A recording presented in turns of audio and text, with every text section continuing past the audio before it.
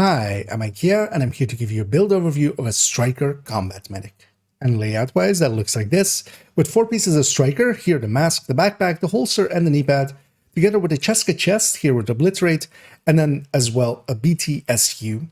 We have 5 yellow cores on the gear, with 4 of the Striker pieces being recored to yellow, while keeping a red miner. Together, of course, with Technician, that gets us to 6 skill tiers for our skills, and that's what we rely on to give them a little bit of oomph so they can heal, even though we don't have that much repair skill behind it, as only the BTSU really has that here. And on its build picture, which I'll link in the comments and in the description, we see that all those minor attributes are crit chances and crit damages, except of course for the BTSU gloves there.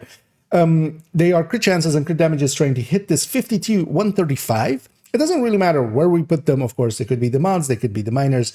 As long as we kind of hit those numbers, we're of course expecting a Coyote, as this is very much a group play build. Then our Hive is our main healing tool that, because of the BTSU, has a decent amount of haste. Also, we can deconstruct it for a team-wide supercharge, of course. The Healing Chem, on the other end, is there just to heal up a little bit if people kind of get out of range. Then as well, instead of the Cheska chest here, we could actually go with a Ferocious Calm to give Overwatch to the team, as that can be a group-wide buff, and that can actually be very useful. Here with the Capacitor, especially, we are doing decent damage, not of course to the degree of a red build, but we are still keeping a little bit of damage going.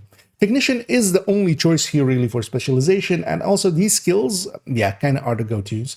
If you're in a smaller team, you could go actually with a healing drone as well. And as is also highlighted in the build showcase, which I'll link as well, of course, I very much enjoy this build, especially for seasons where there's no regen, or in the summit where we can always have no regen, as this can completely bypass that, of course, without being a full healer, letting us still do some damage. And I quite enjoy the gameplay of this, as I try to keep shooting as much as I can still, while trying to keep an eye on my allies and heal them up.